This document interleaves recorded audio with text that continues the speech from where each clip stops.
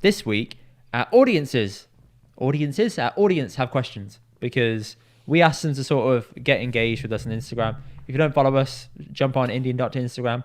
We put random polls out for people to participate in and ask us questions. So we got given a couple of questions. So let me jump on the first one and let me just find it right here. So here you go. Karan, question from Rani. Thank you for this, by the way, Rani. Appreciate your message. How do you deal with toxic family members? And I'm like, well, clearly you must mean Punjabi toxic family members. I've got a few anecdotes. I'll let you go. You want me to first. start? Okay. Yeah, go on. Like there is sorry. Lovely.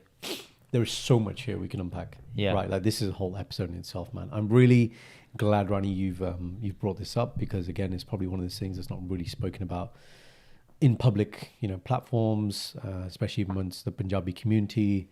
Probably one of those things that kind of just said, you should keep it in your house or behind closed doors or not even mention it at all.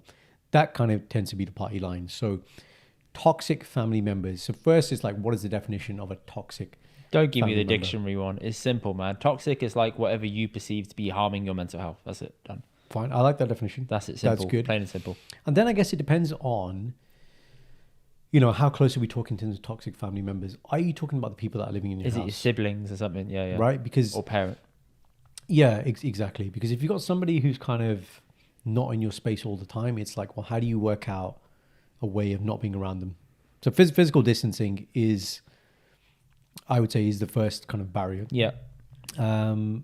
Second thing is, it's when you're around such people, so you're at social occasions, so you have to be around them. How can you limit the amount of conversation you're having with them? Mm-hmm. Also, what I have found in my experience is people just have their own agenda, right? And sometimes it's not even about you, the problem. They just have their own shit they're trying to deal with. Well, they don't realize they have shit to deal with. They then end up projecting it out, which comes out as vile, vulgar behavior, basically being mean or abusive or whatever that might be. Yeah. And you've really got to get to a point where you kind of pity these people and be like, do you know what? Your life is that bad that this is what you have to do. I'm really, really sorry for you. You do that. Yeah. I think that's fair. But actual actionable shit, if you want to just go on the back of that. So you said go to a social occasion and limit the contact you have with them. I tend to try and find a buddy. So someone that I can lean on when things are getting uncomfortable, give them a signal and then jump out and pull out of the conversation. That's a really good one. If you need them to help you. If your whole entire family is toxic, do the best thing you can and don't go. That's the best advice I can give. Don't go to someone else's house. Don't be around the house when something's happening. That's one way of dealing with it. Yeah, I'm gonna caveat that as well, guys. It's obviously life is gonna throw lots of uncomfortable situations. Yeah, and it is. Yeah. This obviously could be family, but you could have work scenarios where people are gonna be confrontational. Okay, people may talk some shit about you, may call you out on stuff, which could be completely kind of untrue or whatever. You will have to deal with this. So sometimes, yes, it's right not to put yourself in a situation, i.e. don't go to that social event. But there are going to be scenarios where you'll have to deal with it. So having a good mechanism to deal with it, like Indy said, the buddy system is a good one there. Buddy system works, man. Trust me. That's really underrated. good. The other thing is, what I have found is, look, the more kind of uncomfortable situations you are in or have had to be in, you will work out ways to navigate those situations and conversations, right? And there are ways just to, not give people kind of the time of day, not really feed into. If they're trying to trigger you and trying to get reaction off, that's what I have found most. That's what you do to me. What? Try and trigger me. Yeah, from a funny point of view. I mean, yeah. But I notice it. And I know exactly what you're doing, and I still play up to it. So I can only imagine. I can only imagine how it feels to someone to not want to have to give that response, and they still give it because they can't help themselves. It's about the intention, isn't it? Obviously, when I do it with you, I know exactly what. I know. Exactly trying to get a reaction. Yeah. But if someone's malicious, right, and they're really just trying to get under your skin, getting you to kind of lose your shit. Yeah. Then and like one thing which has really worked well for me is humbling yourself in that situation. A lot of the time, people want to talk about how great they're doing and this, and this. Like, I'm really happy for you. That's it. End of conversation. Or I saw one thing that Tom Segura said, who's a comedian that I like following. He just says, I'm at a point in my life where I ain't got time for shit. So he says, I just agree with whatever the other person says. Wow, Shindy, man. Wow. Wow. Thank you for that. This one. With your lovely This background sound. This one. Oh, wait, is it you? Yeah. Thank you for that, doctor, for not muting your flipping laptop. I don't know how to do that. No, shut up, man. Yeah. Sorry, Shindy. I apologize. Thank you. Anyway, back to the point. Go. What the fuck was I saying? Oh, yeah. Tom Segura. Yep. So he said, I just get to a point where I disagree with the person. He says, no matter how stupid their statement is, you just say, I agree. In one side. And then out the what other. that does is that triggers them because they're not getting the response out of you that they want. That's one way of dealing with it. So you can try and do the psychological warfare if you have it in you. If you don't, get out of the situation. Don't be a part of it. If you're at home and all this is happening to you with your own family members, you got to probably look at moving out, man, genuinely, or go to like an uncle or a aunt or whoever you trust and lean on them to try and be a mediator, or maybe try and potentially move in with them.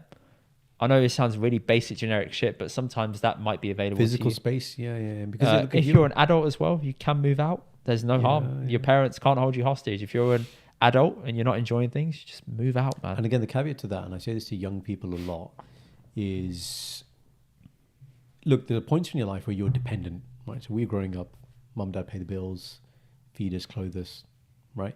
As we get older, there should be a push from ourselves to become independent. Yeah. Okay. So what I say to a lot of people is make sure you're working on yourself, that you're growing up to be a strong, confident person who is independent as they can be. Yeah. Because if shit does hit the fan, so from this example, toxic relationship, then you can stand on your own 2 feet. I think I used to say to, again, younger people, this thing from Nelson Mandela, the greatest weapon you have in the world, the greatest weapon you have in the world is in education. Yeah. And it's just, look, it just opens doors, means you can stand on your feet. Like Indy said, if you haven't got finances that allow you to move out, then you're going to be trapped in whatever situation you're in. If you depend on someone, you're going to be trapped. So as much as you can, focus on building that independence, being a confident person. Here's another good thing. Form a social group in which you are comfortable being your authentic self. Oh my God, I haven't said authentic self for a long time. Hell, it's been a while. It's been a while, hasn't it, right? The podcast has moved on, but congratulations. That's really I'm proud of important, you, Karan, for not doing that. the older I get, right, I realize that whatever I thought I used to be before, whatever subconscious, unconscious bravado facade I put on, you can't maintain that. And you don't need to. Just be around people where you are comfortable and seek those people out. And when you find them, really cherish those relationships and put the time, effort, and energy into those, rather than these. And they always say that about friends and family, isn't it? Like your blood, you can't really choose. You're given family who they are. You kind of got to deal with it. We know in all families there are always going to be dickheads. All families have that, right? But just do what you can to limit that interaction. I found that as I got older. Yeah. And we've built our own networks and we're doing our own things and your own projects. And actually, the amount of time I see people, some people I don't want to see, is, I don't know, it's like a few times a year. Pretty much. Right. And those toxic people, I was like, I can deal with that. That's not a big issue. But if it's in your day to day, it's a different life. So Absolutely. I hope this helped, genuinely. If not, there's always people you can reach out to in your world that maybe can relate to what you're going through, and they have tips as well with how they can handle things. Every family's got their own issues and people that are just horrible. Every family has it. Don't think you're like exempt. Everyone's got shit. Everyone shits. Everyone sleeps. Everyone eats. We're all the same. We're all twisted in our own way. That's simply how life is.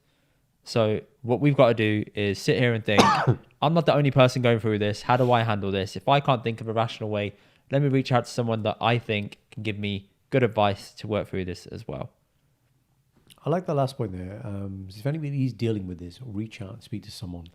Getting objective advice will help you, just because you'll be able to talk through the situation. Yeah. Get it out of your head, look at it, and then it's what are the options? What can I do in the situation? Remember, focus on things you can control, not what you can't control. So if you're in a position where, for example, you can't move out right now, okay, so what are the steps I can take that's going to get me closer to do that position? Right? So focus on what's right in front of you. And look, if there's any follow-up on this and you have any more specific questions about this, please reach out with another question. I'm more than happy to deep dive on this.